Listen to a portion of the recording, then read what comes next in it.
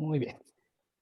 Buenas tardes a ustedes. Gracias por estar con nosotros el día de hoy, viernes 6 de mayo de 2022, Ah, en el seminario del cuerpo académico, cuya clave es 165.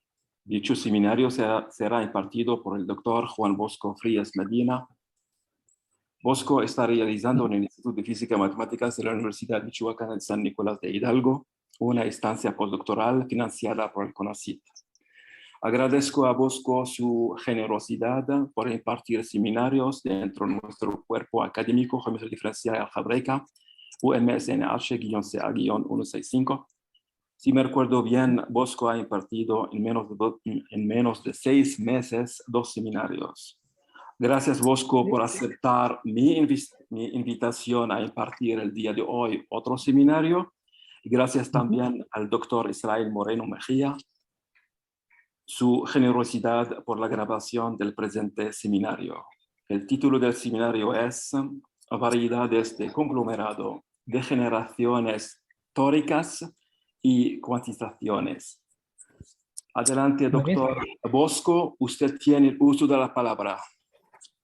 Muy bien, pues primero que nada, muchas gracias Mustafa por la invitación y también gracias a todos los presentes que están aquí en el seminario.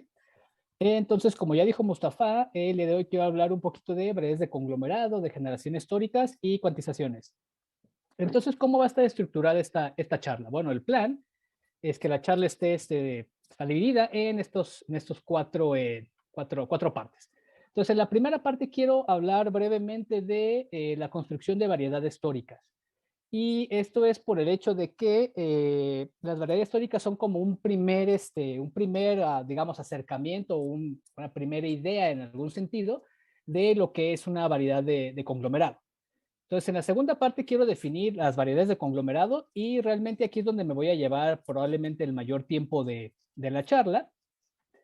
Y en las últimas dos partes quiero hablar de trabajos en colaboraciones que he hecho con otros colegas. El primero es acerca de generar variedades de conglomerado, cuando se considerar de generaciones históricas de variedades de conglomerado. Y concretamente de las variedades X, que vamos a definir un poquito más adelante. Entonces, este trabajo es en conjunto con Lara Bossinger, Timothée Magui y Alfredo Nájera Chávez. Y la última parte también, que va a ser realmente como breve, realmente las últimas dos partes quiero nada más como fijar un poquito como cuál es el espíritu de estos trabajos. En esa última parte quiero hablar de una cuantización que construimos para la degeneración tórica del punto 3, que ese es un trabajo con Man Wai-Chung y con Timothy Maggi. Entonces déjenme iniciar con este contexto de variedades tóricas. ¿Qué significa una variedad tórica en nuestro contexto de geometría algebraica? Bueno, pues una variedad tórica va a ser una variedad algebraica, en primer lugar, y vamos a pedirle que contenga un toro. Aquí con toro estamos pensando un toro algebraico, es decir, estamos pensando en algo de la forma C estrella a la N. Ah, que importante, durante toda la charla voy a estar trabajando sobre los complejos, realmente. Entonces, una variedad tórica va a ser una variedad algebraica que contiene un conjunto de la forma C estrella a la N. Voy a pedir que ese toro esté como un abierto de Zariski, un abierto en la topología de Zariski de la variedad algebraica B, y voy a pedir que la acción del toro en sí mismo se puede extender a una acción en toda la variedad, de esta forma.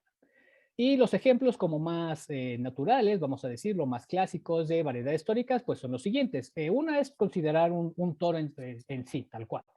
Entonces considero C estrella, tomo n copias de C estrella y listo. Esa es una variedad tórica.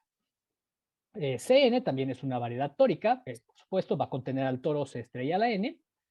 Y los primeros ejemplos que son como un poquito más interesantes son los últimos dos. El primero es el conjunto de ceros del polinomio y cuadrada menos x cubo, que pues no es otra cosa más que la curva cuspidal.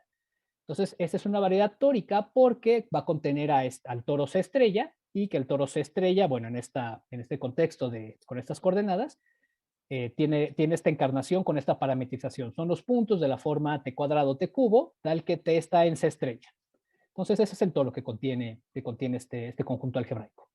Y finalmente, el espacio proyectivo también va a ser una variedad tórica. Aquí el toro simplemente es al espacio proyectivo, le quitamos el hiperplano dado por, o mejor dicho, el cerrado dado por una única ecuación, una ecuación que es de grado n+1, que está dada por el producto de todas las variables que tengo.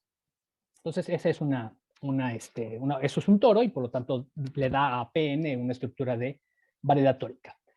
Las variedades tóricas de las que me interesa hablar concretamente van a ser variedades tóricas construidas a partir de abanicos, lo que se conoce como variedades tóricas que vienen de abanicos, que son un caso particular de variedades tóricas, porque esas variedades tóricas, estas de abanicos, siempre son normales, y en general una variedad tórica puede ser no normal. Pero para fines de motivar lo que vamos a hacer de variedades de conglomerado es suficiente con recordar esta construcción de abanicos. Entonces, ¿cómo se hace esta construcción? Entonces, déjenme iniciar como desde más atrás. Necesitamos primero hablar de semigrupos afines y de variedades tóricas que se les puede asignar. Entonces, bueno, voy a tomarme un semigrupo afín. Entonces, recordemos, un semigrupo es una estructura algebraica que tiene una operación que es asociativa y más aún vamos a pedir que sea finitamente generado. Entonces, eso es un semigrupo afín. Entonces, tomamos una base del semigrupo, vamos a decir que la base es E1 hasta N, y lo que vamos a construir es el álgebra de semigrupo. Ups, permítanme, es que déjenme, me faltó poner, perfecto, ahora sí. Entonces, vamos a definir el álgebra de semigrupo asociado a P. ¿Eso cómo va a ser? Pues básicamente la idea es que vamos a considerar como un anillo de polinomios, básicamente. Nada más que pues, las variables las vamos a tener tanto ellas como sus inversos. Entonces, ¿cómo se definen estas variables? Bueno, estas variables las voy a representar como estos símbolos J a la E. Entonces, realmente, cuando yo esté haciendo una operación de variables, digamos, TI multiplicado por TJ, realmente estoy multiplicando estos símbolos J a la EI por J a la EJ, y entonces aquí es donde aplico la suma del semigrupo.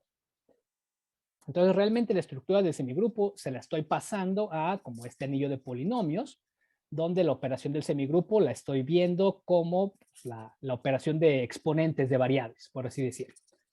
Entonces, pues este es como un anillo de polinomios, es un álgebra, y pues si tenemos esto, pues en geometría algebraica lo que naturalmente hacemos siempre que vemos un anillo, pues es tomarle su espectro para considerar un esquema afín. Entonces, pues el resultado es que si tomo el espectro del álgebra de semigrupo asociado a un semigrupo afín, lo que tengo es una variedad tórica. Entonces, ese es el resultado que vamos a utilizar fundamentalmente para poder construir esta variedad tórica a partir de un abanico. Entonces, ¿a qué me refiero con esto de abanico? Bueno, aquí ya hay que empezar a hablar un poquito acerca de conos para poder hablar de abanicos. Entonces, ¿qué es lo que voy a hacer? Voy a fijar una latiz, una retícula n, y voy a considerar su dual. Entonces, su dual va a ser el conjunto de aplicaciones entre n y z. Aplicaciones z lineales. Entonces, fijo la latiz n y fijo su dual n. Entonces, en este contexto voy a decir que un cono poliédrico convexo de NR, y aquí NR, aquí con NR, me estoy refiriendo a N tensor R. Entonces, básicamente, o sea, uno puede pensar, por ejemplo, agárrense la latiz como para fines ilustrativos. Agárrense la latiz Z a la N. Ese es un conjunto pues, discreto, es un conjunto así de puntos aislados en el espacio. Y lo que estoy haciendo cuando tensorizo R es que realmente estoy considerando todo Rn. Nada más que pues hay puntos distinguidos, los puntos como los puntos latiz, los puntos que tienen coordenadas enteras.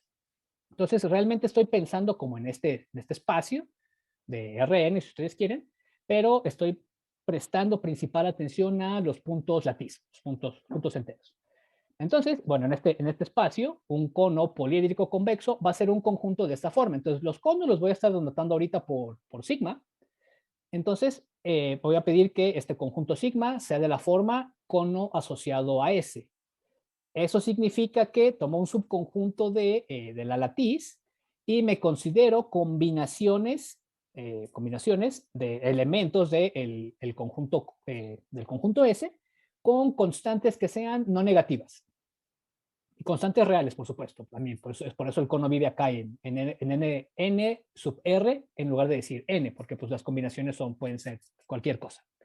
Entonces eso va a ser un cono poliédrico, que va a ser como mi principal, un cono poliédrico convexo, que va a ser como el principal actor para definir ahorita las variedades tóricas. Ahora, lo interesante es que necesito pedirle un poquito más a estos conos poliédricos convexos para poder hablar de la estructura de abanico que a mí me interesa. Entonces voy a fijar sigma, un cono poliédrico convexo en NR, N sub R. Entonces, el cono dual de sigma, que voy a anotar como sigma con esta cuña volteada, va a ser el conjunto de elementos en la latiz dual, en M, tal que el emparejamiento natural que puedo tomar entre elementos de la latiz dual y elementos de mi latiz, o sea, esto es la evaluación nada más, sea no negativo y que eso suceda para todos los elementos todos los puntos que estoy tomando en el cono. También voy a decir que un cono es estrictamente convexo, sí, cuando considero el cono y lo intersecto con el negativo del cono, únicamente obtengo el punto cero. O sea, no hay nada más en la intersección más que el cero. Y voy a decir que mi cono es racional si cuando mi cono es poliédrico convexo, entonces es de la forma con ds para algún subconjunto S de n. Voy a pedir que ese subconjunto S sea finito. Entonces va a ser racional si es el cono de un subconjunto finito de la latiz n. Y entonces lo que uno quiere hacer con este tipo de conos es construirse variedades tóricas afines, así como la que hablábamos del semigrupo hace ratito. Por supuesto, necesito que el semigrupo sea afín, o sea, necesito que sea finitamente generado. Entonces, para eso voy a pedir, o el resultado, lo que me dice es, basta con que pidas que tu cono sea racional poliédrico. Si tu cono es racional poliédrico, entonces puedes estar seguro que si defines esta latiz, dada como el cono dual intersectado con la latiz dual, eso va a ser un semigrupo afín. Y entonces, como ese subsigma es un semigrupo afín, yo puedo considerarme su álgebra asociada, su álgebra de semigrupo, y luego puedo tomar su espectro. Entonces la afirmación es, esa cosa pues va a ser una variedad tórica afín, por el resultado de la lámina anterior. Entonces la cosa es, si tengo conos racionales poliédricos, puedo definir estos semigrupos afines, ese subsigma, que es el cono dual intersectado con los puntos latiz de la latiz dual, y por lo tanto puedo tomar su espectro y esa es variedad tórica afín. Muy bien, entonces esto es simplemente para un cono, tal cual, un cono racional poliédrico que vive ahí solito. La idea que queremos ahora es considerar una colección de conos. Y pues bueno, si pensamos como en las construcciones de geometría algebraica, pues en geometría algebraica luego uno considera, por ejemplo, la construcción de un esquema proyectivo, uno considera pues esquemas afines y los pega, de manera que los pegados tengan este nuevo espacio. Entonces la idea pues es como la misma aquí, es el mismo espíritu. Ahora yo sé que para cada cono racional poliédrico puedo considerarme una variedad tórica afín. Entonces la idea es ahora considerar pues una colección de conos y de alguna manera poder pegar esos conos para poder definir algo más grande, exactamente como la misma idea de cómo pasamos de esquemas afines a un esquema, ¿no? Por pegados de esquemas afines. Entonces para eso vamos a necesitar considerar abanicos. Entonces, ¿qué va a ser un abanico en nuestro contexto? Bueno, un abanico que voy a anotar como sigma va a ser una colección finita de conos de la latiz n sub r, de modo que, punto número 1, voy a pedir que cada cono que esté en esta colección, cada cono que esté en sigma, sea racional y sea estrictamente convexo. Número 2, voy a pedir que si tomo un cono en el abanico, siempre que considere una cara de mi cono, esa cara también pensada en sí misma como cono, voy a requerir que también esté en el abanico. Y número 3, si yo tomo dos conos en el abanico, en esta colección, y los intersecto, la intersección nuevamente es un cono, voy a pedir que la intersección también sea un elemento de mi abanico. Entonces, eso es un abanico, es una colección de conos. Y bueno, pues el nombre pues es más o menos como sugestivo si pensamos en un abanico tal cual, que debí de haberme traído un abanico, como para ejemplificar. Pero pues la idea es esa, imagínense un abanico así tal cual, ¿no? Como para un fan, ¿no? Como con los que uno se echa aire cuando tiene calor. Pues ahí imagínense como que los conos son precisamente las partes como rectangulares, ¿no? Esas partes rectangulares. Hay un número finito en mi abanico. Ahora, siempre que tomo estas dos partes rectangulares, se intersectan en esta línea recta, que es como el doblez en el cono. Eso pues también forma parte del abanico. Y pues digo, acá pues, estamos en dimensión 2, en un abanico en la vida real, pues no es como esta condición de las caras, como que no es tan evidente, pues porque las caras serían los lados de estos rectangulitos, y pues también forman parte del abanico que tengo en la mano. Entonces, pues sí, el nombre abanico pues es como muy, muy sugestivo realmente, refleja el concepto. Entonces, ¿cuál es la construcción de una variedad tórica a partir de un abanico? Bueno, la cosa importante, bueno, digo, todas las hipótesis, por supuesto, tienen su razón de ser cuando uno hace la construcción, pero vamos a quedarnos como con la parte más, como más esencial, como con, que nos va a dar saborcito para lo que sigue, para los pegados que queremos hacer. Si yo tomo dos conos en mi abanico, sigma 1 y sigma 2, y yo me considero la intersección de los conos, uno lo que prueba es que la variedad tórica asociada a la intersección, que voy a llamar tau, va a estar contenida en la variedad tórica asociada al cono sigma 1 y asimismo también va a estar contenida en la variedad tórica asociada al cono sigma 2. Y realmente esta identificación, o sea, uno lo que obtiene va a ser que, lo voy a poner por acá, que U tau, por un lado, va a ser isomorfa a U sigma 1 localizado en este GIS a la M. Y por otro lado, uno va a obtener que esto es isomorfo a U a la sigma 2 localizado en G a la menos M. Para cierto M, que es tecnicismo y no va a ser relevante para como los fines ilustrativos de esta construcción.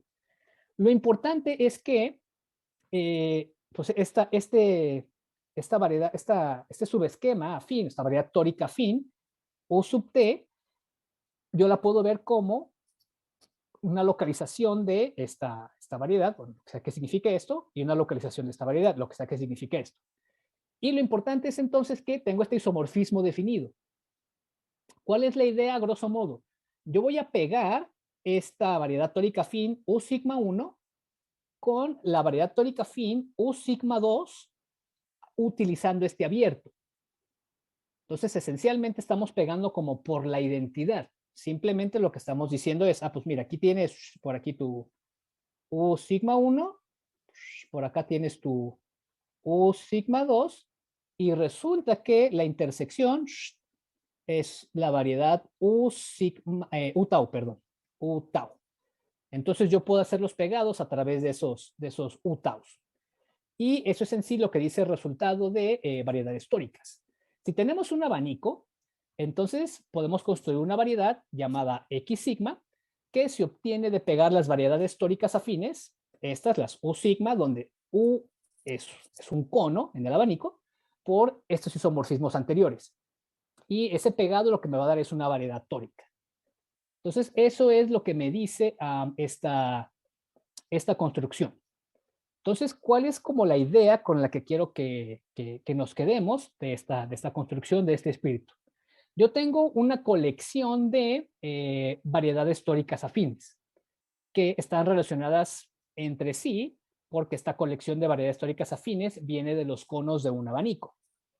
El punto importante es que estas variedades tóricas afines las puedo pegar porque tengo las contenciones estas de por acá, estas. Las puedo pegar utilizando estas relaciones, vamos. Y entonces la idea que estamos haciendo aquí es que estamos pegando variedades tóricas utilizando una variedad tórica con la identidad, básicamente. Ese es como el espíritu de lo que me dice esta construcción. Y es con lo que quiero que nos quedemos ahorita. Entonces estamos pegando variedades tóricas a través de un toro, otra variedad tórica, perdón, por la identidad. Nos quedamos con ese espíritu. Entonces, ahora déjenme pasar a hablar un poquito de el contexto de cómo surgen estas variedades de conglomerado, que ya es el segundo punto de la charla, donde nos vamos a tardar un poquito más hablando. Entonces, ¿cuál es el contexto? Bueno, por allá de cerca de los años 2000, de principios de milenio, Sergei Fomin y Andrei Selevinsky introducen el concepto de álgebra de conglomerado. Y aquí, o sea, es álgebra, no es variedad, es en el contexto meramente algebraico. Fomin y Levinsky lo que estaban tratando de hacer era estudiar algo que se llama positividad total y bases canónicas duales en grupos de Lie semisimples, que no puedo hablar mucho de eso porque no conozco mucho ese contexto como tal, nunca lo he estudiado, pero sé que de ahí viene el origen de estos objetos. Entonces, grosso modo, ¿qué es un álgebra de conglomerado? Bueno, un álgebra de conglomerado va a ser una clase especial de anillo conmutativo, de álgebra conmutativa. Va a tener un conjunto distinguido de generadores que se van a llamar variables de conglomerado. Entonces hay una colección de generadores. Puede ser finita o puede no ser finita. Eso puede suceder. Ahora, las variables de conglomerado, los generadores de mi álgebra, van a estar en paquetitos, van a estar agrupados en paquetitos. Estos paquetitos van a tener la misma cardinalidad y los paquetitos no van a ser disjuntos. Es posible que un paquetito, bueno, no es posible, siempre un paquetito va a tener elementos en común con otro paquetito. O podría serlo, sí. Entonces, los paquetitos se les llama conglomerados. Y ahora estos paquetitos, los conglomerados, no son tan arbitrarios. Realmente hay una relación entre un conglomerado y otro conglomerado. Y eso está dado por algo que se llama el proceso de mutación. Es por ahí una receta de cocina, por ahí que uno sigue. Entonces, ese es el contexto primero que surgió a principios de la década de los 2000. Y pues unos años más tarde, por ahí ya desde casi cerca de finales de la primera década del 2000, Vladimir Fock y Alexander Goncharov introducen el concepto de variedades de conglomerado como un concepto geométrico para estudiar álgebras de conglomerado. Y de hecho, pues bueno, Fock y Goncharov hicieron mucho más. Ellos realmente estaban interesados en estudiar espacios de Teichmüller, por ahí ciertas propiedades, y ellos se toparon, bueno, con estas variedades y las definen.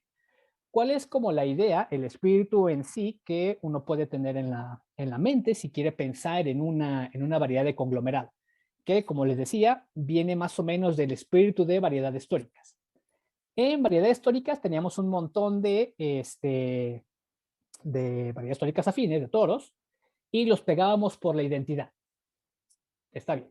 La idea ahora es, nuevamente vas a tener una colección de toros, pero ahora no vas a tener estas contenciones como tal de toros para poder usar la identidad y pegar.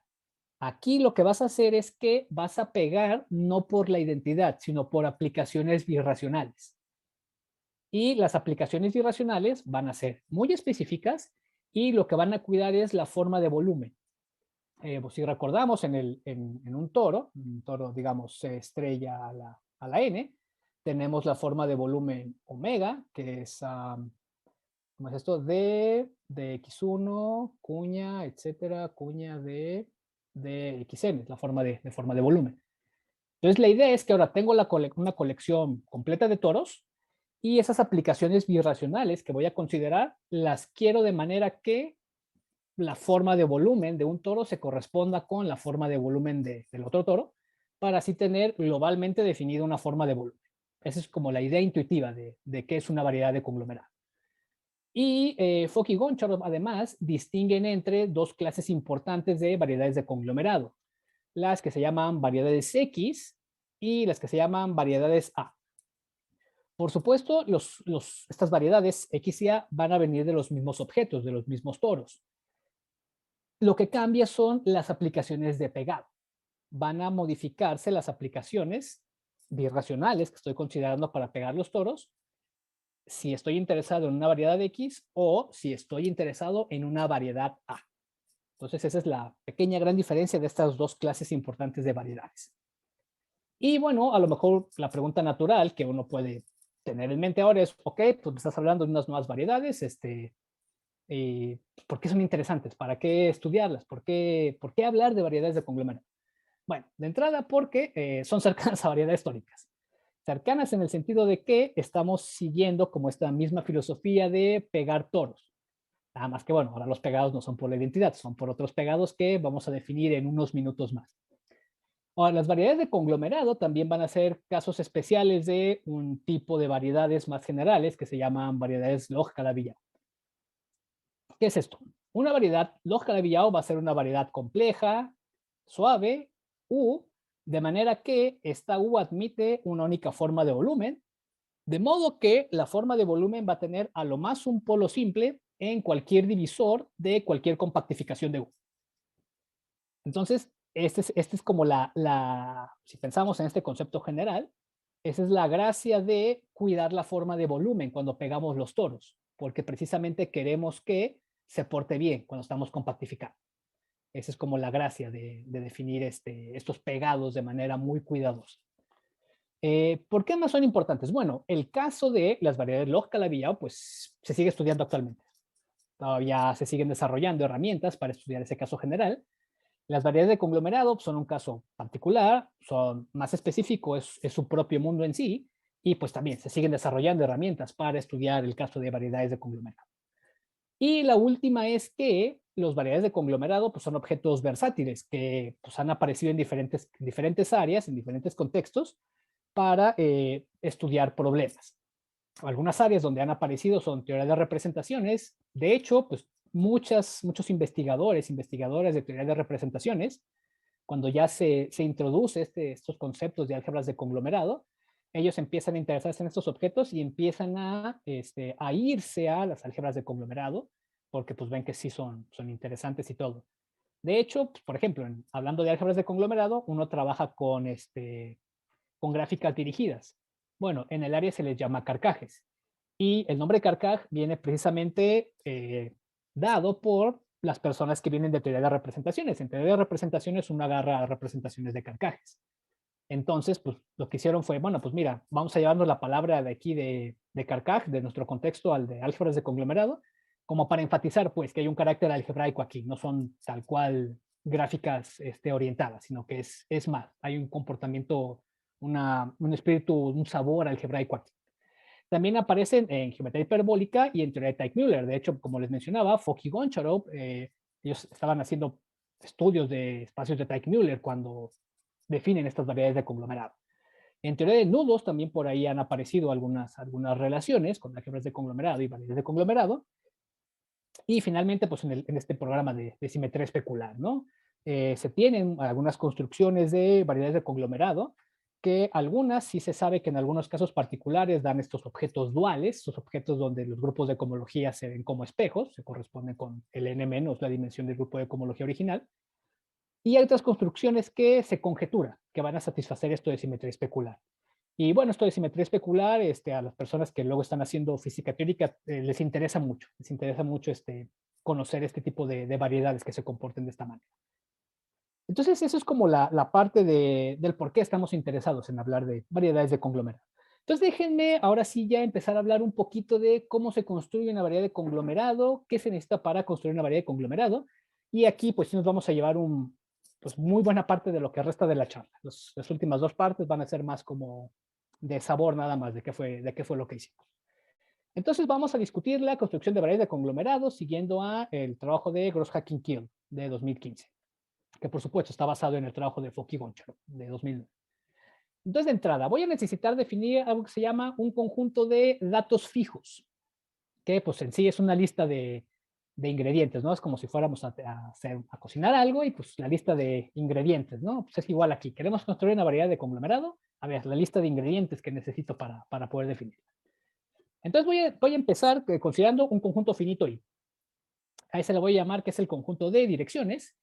Y voy a considerarme un subconjunto, finito obviamente, en mi conjunto I, que voy a decir que es el conjunto de direcciones mutables. Y le voy a llamar I sub UF. El UF es por un frozen, y bueno, un frozen significa que sí puedo mutar, entonces por eso le llamo direcciones mutables. Luego, me voy a tomar una latiz de rango, la cardinalidad de mi conjunto finito I. Voy a tomar una sublatiz saturada, N UF, en mi latiz N, de manera que el rango de esa sublatiz saturada sea la cardinalidad del conjunto de direcciones mutables. Voy a pedir también la existencia de una forma bilineal antisimétrica en N. Es una aplicación que va de N cruz N en los racionales. Voy a pedir una sublatiz de índice finito, que voy a llamar N bolita, de manera que cuando hago estas evaluaciones de términos de la latiz saturada, elementos de la latiz saturada con la latiz L bolita, obtengo siempre un número entero, y elementos de la latiz N con elementos que están simultáneamente en la latiz saturada y en la latiz de índice finito también sean enteros. hipótesis técnicas, que realmente no voy a hablar mucho más de esto. Esto de aquí luego se utiliza para tener realmente la estructura completa cuando estás haciendo la construcción, pero para nuestros fines no vamos a hablar mucho de esto. Voy a considerar además una tupla de enteros positivos de i, uno para cada elemento de mi conjunto de direcciones, y voy a pedir que entre todos ellos sean coprimos. O sea, el máximo común divisor de D1, D2, bla, bla, bla, de cardinalidad de I es igual a 1. Y voy a fijar las latices duales, M como la latiz dual de N y M bolita como la latiz dual de N bolita. Esos son los ingredientes que necesito para definir una variedad de conglomerado. Entonces es el conjunto de datos fijos. Muy bien, ahora voy a fijar un conjunto de datos fijos gamma y voy a definir qué significa una semilla. Entonces, una semilla va a ser una colección de elementos de mi latiz n, de manera que se cumplen tres cosas. Entonces, voy a considerar un elemento, o sea, un elemento de esta colección, o sea, los elementos de la colección van a estar indizados por los elementos de la latiz de direcciones. Entonces, quiero un elemento por cada dirección. Entonces, voy a pedir que si me fijo en el conjunto de todos esos elementos, lo que obtengo sea una base para toda la latiz. Primer requisito. Segundo requisito, si restringo los índices a los índices mutables y me fijo en los elementos que corresponden a esos índices, a los mutables, el conjunto que me queda voy a pedir que sea una base para la latiz saturada. Y finalmente voy a pedir que si a todos los índices de las direcciones, a los elementos correspondientes los multiplico por la constante esta entera de i que había definido, voy a pedir que esa colección sea una base para n bolita. Entonces, eso es una semilla. Y aquí lo que uno puede observar es que si tiene una semilla, uno puede construir de manera, pues, más o menos natural, otra forma bilineal que no va a ser antisimétrica. Simplemente lo que hago es considero, o sea, tomo y lo puedo definir en los generadores de.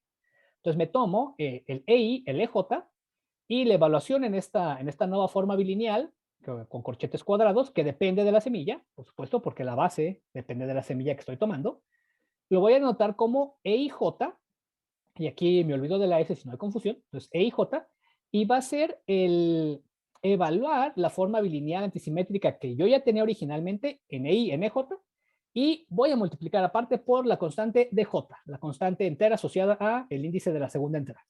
Y esa es otra forma bilineal que voy a tener y que más adelante voy a utilizar, y bueno, la voy a estar anotando como epsilon IJ. Muy bien, ¿qué más voy a necesitar? Bueno, voy a fijar una semilla. Entonces, voy a fijarme ahora en el fenómeno de dualidad. Entonces, yo tengo una base para mi latiz n, la que es dada por todos los 6. Entonces, si pienso en el espacio dual, en la latiz dual m, pues entonces los duales de los 6, o sea, los EI estrellas, van a formar una base para m. Y ahora me fijo en la latiz n bolita. Yo ya sabía que como tengo una semilla, entonces esta colección de DI e I, donde I está en todos los índices, forma una base para n bolita. Entonces, si dualizo, pues voy a obtener una base para m bolita. La base para m bolita la voy a anotar como FI. Y uno lo que puede probar es que precisamente el FI tiene esta forma. Es de I a la menos 1 por el elemento dual asociado a EI. O sea, FI es de I a la menos 1 por EI dual. Y entonces lo que tengo ahora son estas latices que pues, me van a poder definir semigrupos afines, porque ya son finitamente generados, y entonces puedo considerar los toros, las variedades tóricas afines asociadas a estas latices. Entonces voy a denotar como X sub S a el toro asociado a la latiz M. Es decir, voy a considerar la variedad tórica afín del semigrupo afín N. Y esto no es otra cosa más que, lo voy a anotar como el espectro del álgebra C en las variables xy más menos, donde los xy van a ser los caracteres xi a la ei. Entonces, recordemos, ei es una base para n. Entonces, estos caracteres con la base en n son las que me dan las variables para esta álgebra. Y de forma similar voy a definir como A sub S el toro asociado a la latiz n bolita. Es decir, voy a considerarme el espectro de el álgebra asociada a la latiz M bolita, siempre son las duales.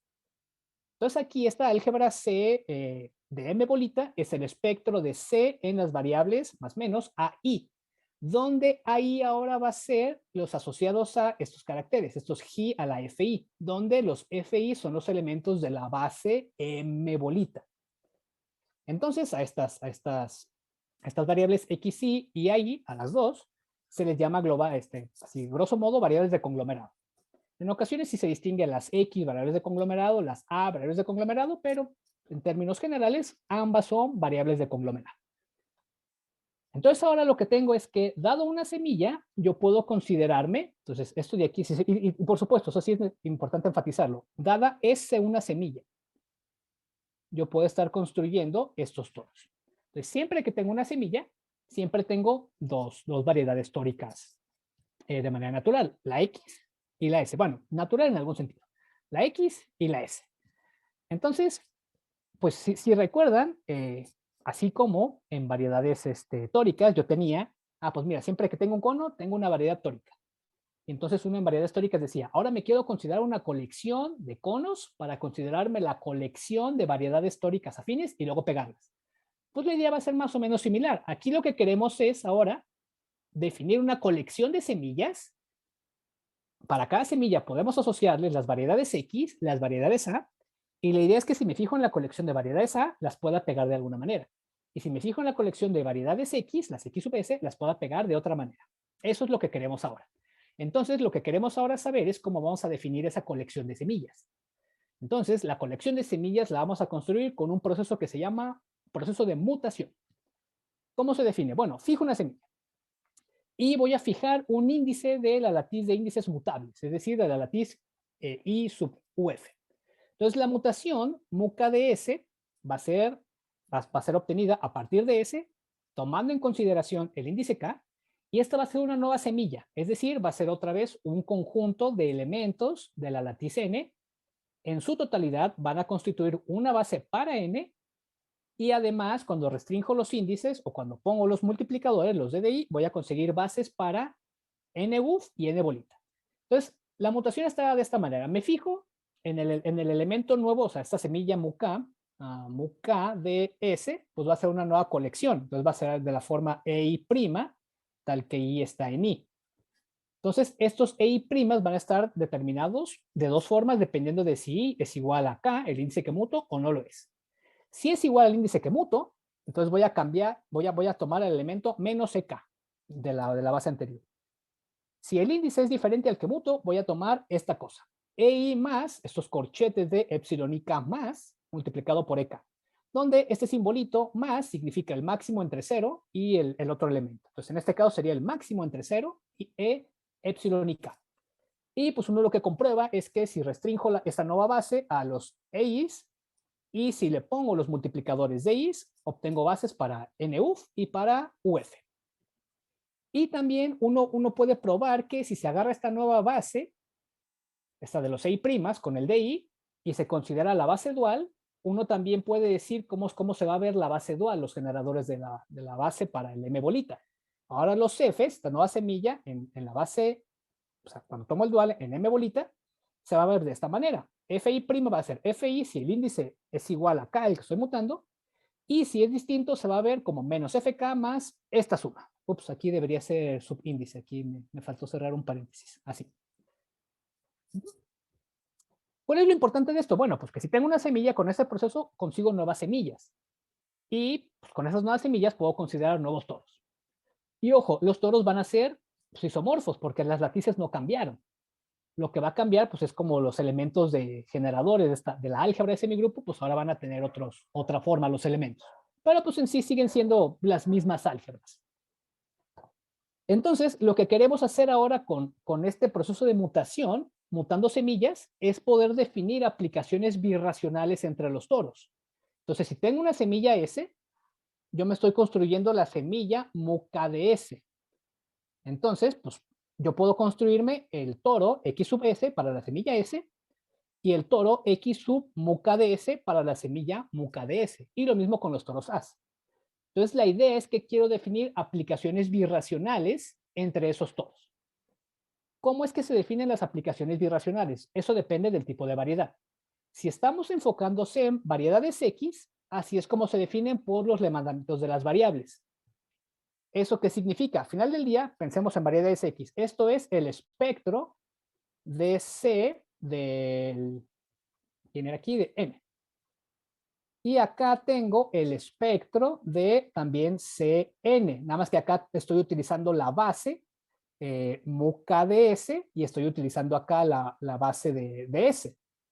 Entonces, si quiero definir una aplicación así entre esquemas afines, pues esto es equivalente a definir una aplicación entre los anillos de las álgebras que estoy considerando. Nada más que, bueno, por supuesto, aquí las bases están cambiando. Entonces, por eso se define en los primas, en los elementos de la base correspondiente a la semilla MUKS'. Entonces, así se define, que puede ser un poquito raro. Y nuevamente, la forma del elemento de la base, el diésimo elemento de la base, va a depender de si estoy considerando el índice que muto o el índice que no muto. Y para las variedades A voy a obtener algo pues muy similar también. Aquí la forma de los elementos también va a depender de si el índice es el que muto o es el que no muto. Entonces, estas son las aplicaciones birracionales que uno considera para definir las variedades de conglomerado y pues bueno, son aplicaciones que pueden ser a lo mejor muy artificiales para muchas personas, pero tienen su razón de ser. De hecho, pues si uno se fija en la fórmula de las variedades A y conoce un poquito de variedades de conglomerado, de álgebras de conglomerado, perdón, pues se da cuenta que esencialmente es la misma fórmula. Entonces, la idea es que quiero pegar a través de estas fórmulas, pero ahora necesito saber cómo pegar, cómo voy a hacer para pegar los toros. Ya tengo una colección de toros, ya tengo aplicaciones entre estos toros, pero ¿cómo los pego? En el caso de variedades tóricas, pegaba por la identidad. Acá, ¿cómo pego? Bueno, para hacer el pegado, vamos a necesitar considerar el árbol orientado. Entonces voy a considerarme el árbol orientado con raíz B, donde cada vértice va a tener la cardinalidad de los índices mutables de flechas incidentes, de la siguiente forma. Si considero el vértice raíz, entonces es un árbol como tal, es una gráfica, va a ser dirigida y no va a tener ciclos. Entonces me fijo en el vértice asociado a B0, a la raíz. Ahí todas las flechas van a salir. Cualquier vértice que sea diferente del raíz va a tener exactamente una flecha que entra hacia él y va a tener la cardinalidad de cardinalidad de direcciones mutables -1 flechas salientes. ¿Qué es lo que queremos hacer? Pues vamos a etiquetar la raíz del árbol B0 con una semilla inicial, una semilla que voy a fijar desde el inicio para trabajar. Y utilizando los índices de la latiz de índices mutables, del conjunto de índices de direcciones mutables, voy a decorar todo el árbol. Es decir, imagínense que tomo en el caso de direcciones mutables igual a 3. Entonces, este de acá es mi vértice raíz. Ese es el B0. A ese lo etiqueto con S0. Tengo 3 direcciones posibles para mutar. Pues entonces me voy en una dirección, muto en el índice 1 y ahí obtengo otra semilla. Entonces, esta semilla la voy a mutar en los 2 índices que me quedan diferentes del que ya muté, en 2 y en 3. Y eso voy a hacer para cada lado. Acá muto en 2, luego muto en 1, luego muto en 3. Acá muto en 3, luego muto en 1, muto en 2. Y así decoro el árbol.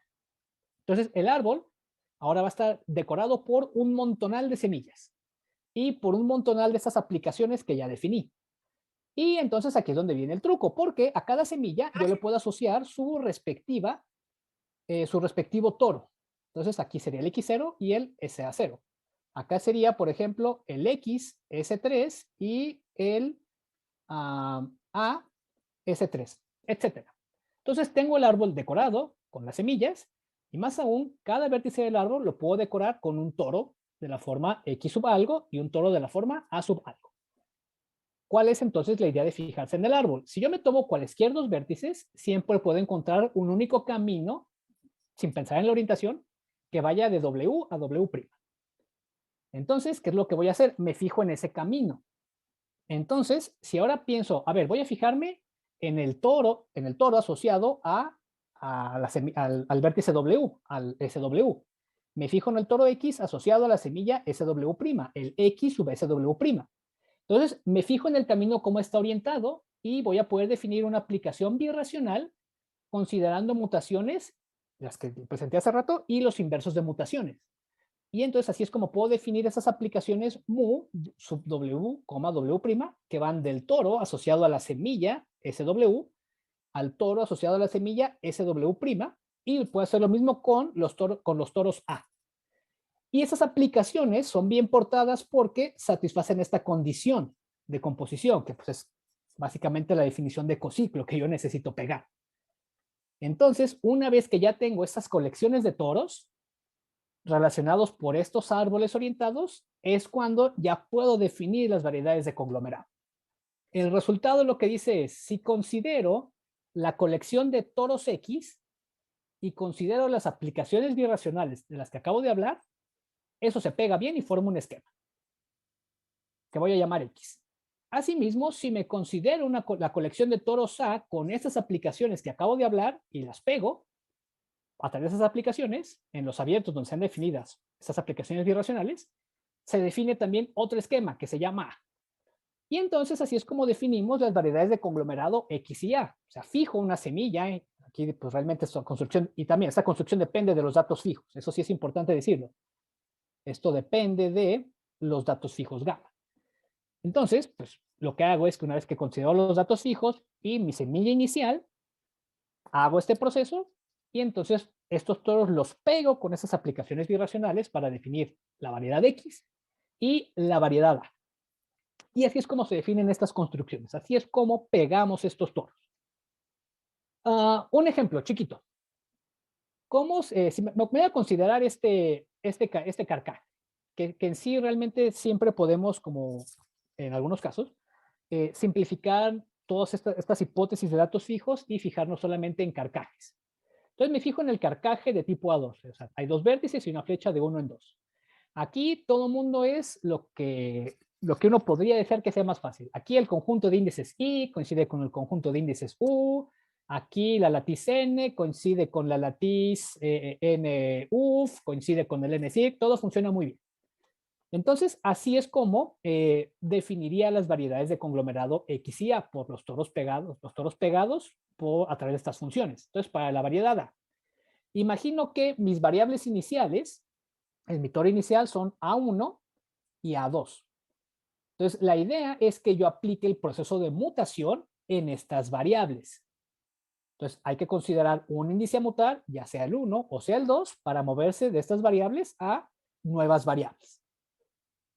Entonces, pues la idea es esa. Cuando considero la mutación correcta, ahí A1 se queda fijo y A2 va a cambiar por esto. O sea, eso quiere decir que aquí estoy mutando en 2. Luego voy a mutar en 1, considerando que ahora estas de acá abajo, que están en el cuarto cuadrante, son mis variables de conglomerado, o sea, mi conglomerado en este momento. Entonces, cuando muto, eso de aquí queda fijo y esto de aquí se convierte en esto. Y así le puedo seguir. Y en algún momento voy a regresar a mis variables iniciales.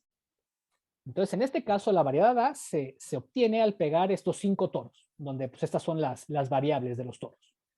Y para la variedad de X es algo similar. Entonces, para la variedad de X empiezo a mutar. Estas son mis variables, ahora mis variables X iniciales. Estas son mis variables X iniciales. Y pues lo que estoy haciendo ahora es, pues aplico la mutación, nuevamente aplico la mutación, y en este caso también, en algún momento, voy a regresar a mis variables iniciales. Y entonces la variedad X pues, es la variedad obtenida de pegar estos 5 toros, donde pues ahora estas de aquí son las variables. Entonces así es como se construyen las variedades de conglomerado. Y bueno, ya se me está acabando el tiempo, entonces en los últimos minutos déjenme hablar un poquito de los trabajos que estuve en colaboración con otros autores acerca de esta degeneración tórica y acerca de la cuantización. Entonces, ¿cuál es la idea de la degeneración tórica? En un trabajo que es un conjunto con Lara Bossinger, Timothy McGee y Alfredo Nájera Chávez. Entonces, lo que queremos es definir una degeneración tórica, que vamos a llamar este X garigoleado gorrito, para la completación especial. Aquí la completación especial lo que significa es que los parches afines ahora son de la forma spec de C con X1 hasta Xn. Es decir, no me estoy considerando los más menos, solamente los más, como si fuera anillo de polinomios. pero igual, usando las mismas aplicaciones de mutación, mismo proceso, es como se define este X gorrito. Entonces, ¿cuál fue la idea para esta degeneración tórica? Si se fijan, aquí, en este contexto de variedades tóricas, de variedades de conglomerado, siempre consideramos el álgebra con coeficientes en C. La cosa acá, el truco acá, o lo importante aquí, es que estamos cambiando este C por otro anillo de polinomios. R, que es nuevamente otra álgebra de la forma CI, TI, donde estas TI son como variables. Y entonces ahora la idea es que vamos a querer pegar los toros de la forma spec de R, XY,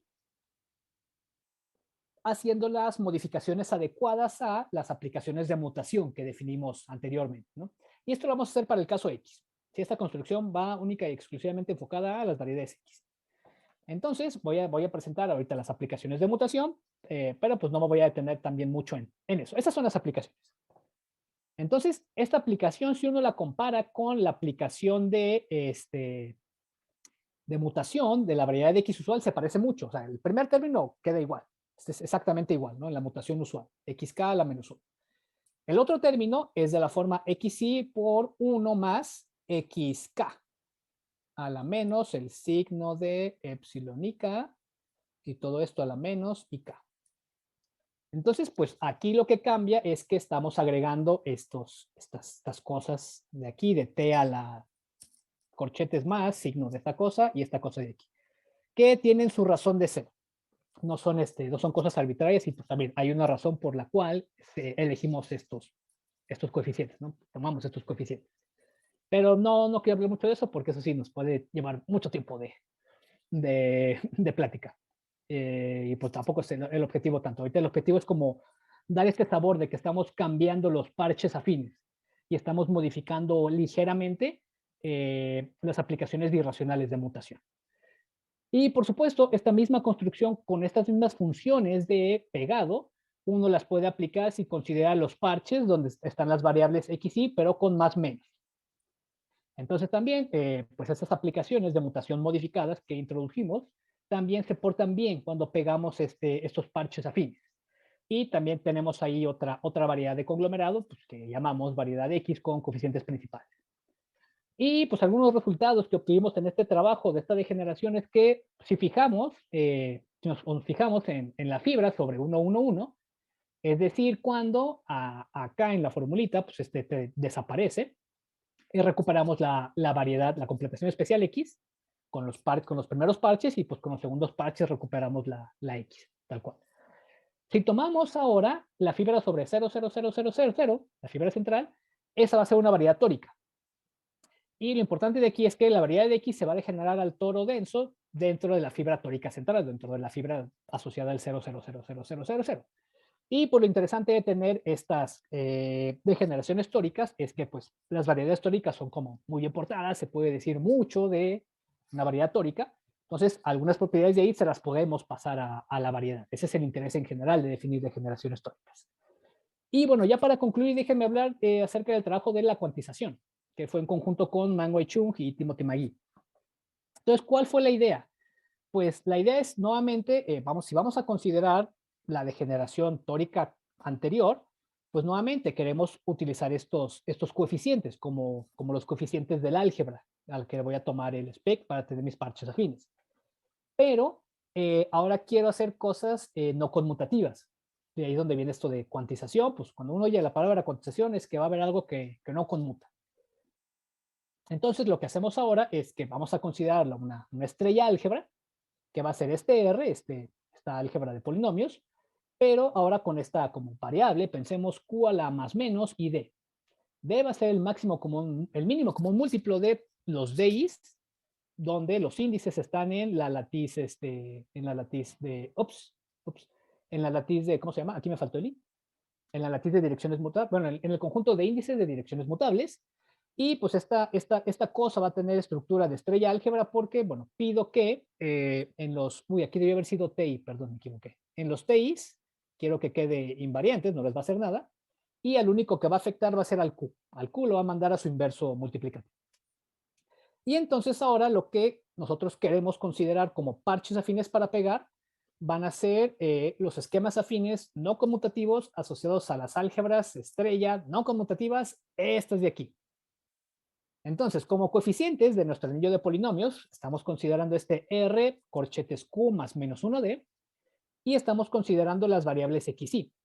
Ahora, las X, Y van a corresponder a índices en el conjunto de direcciones, pero ya no van a conmutar. Va a haber una relación entre ellas, una relación como de anticonmutatividad, ¿no? O sea, sí puedo decir algo cuando multiplico X, Y, XJ y XJ, X, Y. Están relacionadas por esta formulita. Por supuesto, aquí uno tiene que tener cuidado porque estamos diciendo esquemas afines no conmutativos. Entonces, pues sí, por supuesto, uno tiene que estudiar este contexto de esquemas para álgebras no conmutativas. Uno tiene que decir qué significa tomar el espectro, con cuál topología. O sea, hay detalles que hay que cuidar, pero pues por supuesto, todo se puede llevar de manera adecuada. Y entonces, esos son los parches que yo quiero pegar, los espectros de estas cosas. ¿Cómo los voy a pegar? Bueno, hay que modificar nuevamente las funciones de mutación para pegar estos toros no conmutativos.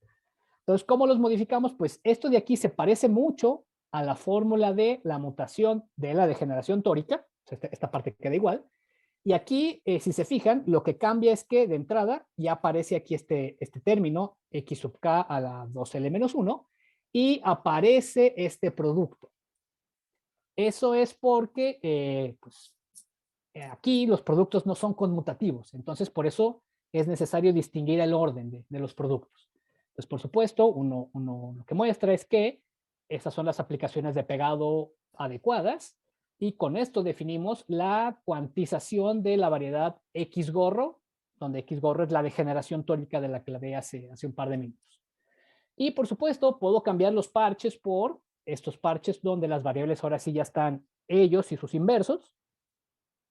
Nuevamente considero los espectros de estas cosas y utilizando la misma fórmula de mutación se puede construir este esquema XQ, que es la cuantización de la variedad de X con coeficientes principales. Entonces, ya para finalizar, algunos resultados que obtuvimos. Bueno, de entrada, Fock y Gonchar en su trabajo original, además de construir la variedad A y la variedad de X, dan una cuantización de la variedad de X. Bueno, esta construcción es compatible con la de Fock y Gonchar. Es decir, si nos olvidamos de los test, mandamos los test igual a 1, obtenemos la variedad de XQ, la cuantización de Fock y Gonchar. Otra cosa que mostramos es que pues, esta cuantización, esta degeneración tórica, X gorrito Q, admite una estructura de Poisson, admite un corchete de Poisson y como consecuencia, pues las fibras también van a tener estructura de Poisson. Y pues, por lo tanto también las variedades X gorrito, de esas degeneraciones tóricas. Y la última es que con esta construcción podemos conciliar las construcciones de la variedad cuántica de Fock y Goncharov, la variedad cuántica X, y la variedad cuántica A que Bernstein y Celebinsky también introdujeron. Entonces, con este enfoque decimos cuál es la relación explícita que hay entre ambas cuantizaciones de estas variedades de conglomerado. Y bueno, pues ya se me terminó el tiempo y también ya terminé la plática. Entonces, estas son las referencias de las que estuve hablando ahorita. Y gracias por su atención.